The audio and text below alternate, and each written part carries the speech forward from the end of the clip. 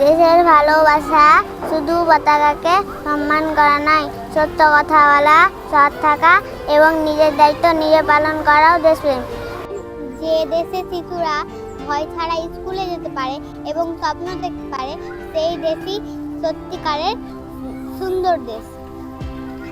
আমরা যদি প্রকৃতিকে রক্ষা করি, প্রকৃতিও আমাদের রক্ষা করবে। তাই প্রকৃতিকে ভালোবাসতে হবে, অসংখ্য গাছ লাগাতে হবে। শিক্ষা শুধু চাকরি পাওয়ার জন্য নয়, শিক্ষা মানুষকে ভালো মানুষ হতে শেখায়। শিক্ষা শিক্ষিত ভারত, শক্তিশালী ভারত।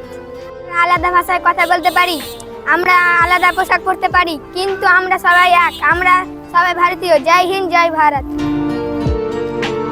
আমাদের দেশের পতাকা শুধু সুন্দর নয়, আমাদের চারপাশে সুন্দর হতে হবে। পরিষ্কার ভারত গঠনের দায়িত্ব আমাদের সবার। আমরা ছোট, কিন্তু আগামী দিনের ভারত আমাদের হাতেই গড়ে উঠবে।